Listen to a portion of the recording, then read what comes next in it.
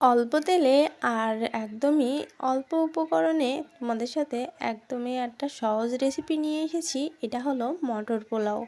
তো একদমই অল্প তেল দিয়ে আর একদম সামান্য মশলা দিয়ে কিন্তু এত সুন্দর একটা রাইস তৈরি করা যায়। আর এই রাইসটা তোমরা যে কোনো কিছু দিয়ে খেতে পারো। তাহলে চলো আজকের রেসিপিটা এখান থেকে শুরু করা যাক। নমস্কার বন্ধুরা, সুমিস ভিলেজ লাইফে আমি সুমি সবার সাথে আছি। আমার আজকে একটা সহজ এবং ছোট্ট একটা রেসিপি, সেটা হলো মটর পোলাও। তো প্রথমে আমি হাঁড়িতে কিছুটা তেল গরম করে নিয়েছি, আর সেখানে দেখো গোটা গরম মশলা আর জিরে কিন্তু ফোড়নে দিয়ে দিয়েছি। সাদা তেল দিয়েই কিন্তু এই মটর পোলাওটা রান্না করতে হবে।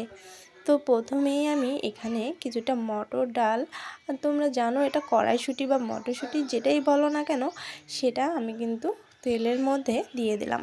2 মিনিটের মধ্যে একটু নাড়াচাড়া করে নেব, কাঁচা গন্ধটা যাতে চলে যায়।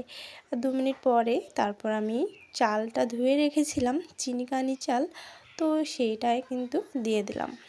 এর থেকে বেশি কিন্তু কোনো মশলা এখানে দেওয়ার প্রয়োজন নেই। সহজ এবং সাধারণ এই রেসিপিটা যে কোনো খাবারের সাথে, তরকারির সাথে কিন্তু খেতে দুর্দান্ত হয়। তো এবার চালটা সুন্দর মতো ভেজে নিতে হবে। চাইলে তোমরা এখানে হালকা হলুদটাও ব্যবহার করতে পারো। তো আমি একদমই সাদা প্লেন পোলাও করব, সেজন্য আমি এখানে কোনো হলুদের ব্যবহার করব না। তো এখানে আমি কিছুটা লবণ দিয়ে দিলাম। ভালো করে কষিয়ে নিতে হবে, মানে ভালো করে চালটা ভেজে নিতে হবে, তাহলে একদম ঝুরঝুরে হয়ে যাবে। তো এখানে আমি কেজিখানি মতো চাল নিয়ে নিয়েছি। তো এর আগেও আমার চ্যানেলে আরও অনেক বিরিয়ানির রেসিপি রয়েছে, তোমরা সেখানেও অনেকটা পরিমাপ পেয়ে যাবে। তো আজ তোমাদের সাথে এই প্লেন পোলাওর রেসিপিটা শেয়ার করছি। এখানে কিন্তু মাপটাও তোমাদের সাথে বলে দেব। যাদের পোলাও ঝরঝরে হয় না, তাদের কিন্তু একদমই ঝরঝরে হয়ে যাবে। তো এখানে দেখো আমি 2 লিটারের মতো জল দিয়ে দিলাম, আর কিছুটা কাঁচা ঝাল উপর থেকে দিয়ে দিলাম। এতে করে সুন্দর একটা ফ্লেভার আসে।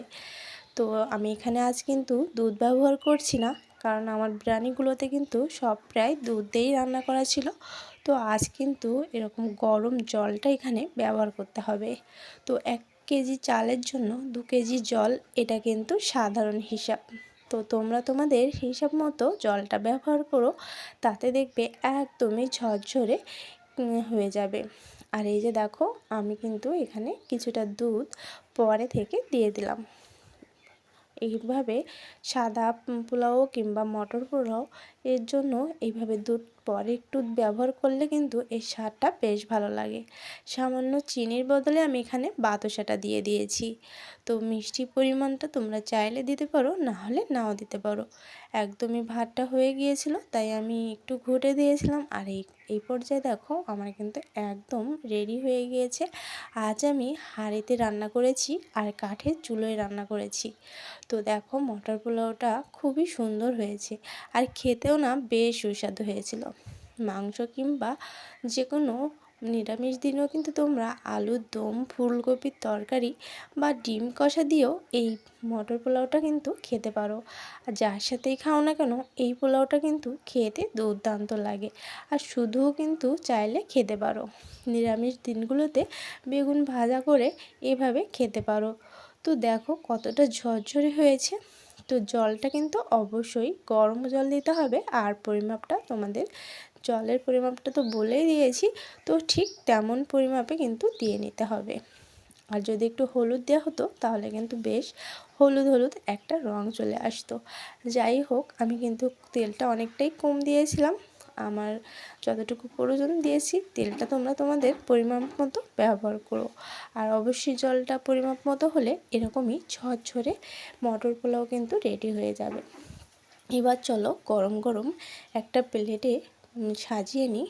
তো দেখো আমি চামচ দিয়ে একটা প্লেটে কিন্তু দিয়ে দিয়েছি, আর দেখে বুঝতে পারছো একদমই কিন্তু ঝরঝরে হয়েছে। আর এই ছোটো গুঁড়া চাল বা চিনিকানি চাল আমরা বলি, তো এই চাল দিয়ে রান্না করতে পারো, বা গোবিন্দভোগ চাল দিয়েও কিন্তু তৈরি করে নেওয়া যায়। তো দেখো আমি বেগুন ভেজে নিয়েছিলাম, আর এই বেগুন ভাজা দিয়ে বা শুধুও কিন্তু খেতে দুর্দান্ত লাগে।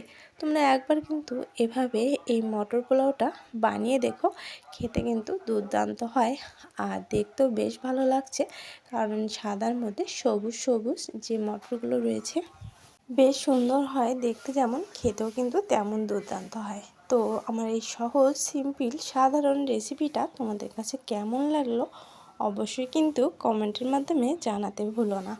অবশ্যই কিন্তু লাইকটা দিয়ে দিও, যারা এখনও ভুলে গেছো লাইক দিতে, লাইকটা দিয়ে দিও। নতুন বন্ধুরা এসে থাকলে সাবস্ক্রাইব করে পাশে থেকো। ভালো থেকো, সুস্থ থেকো।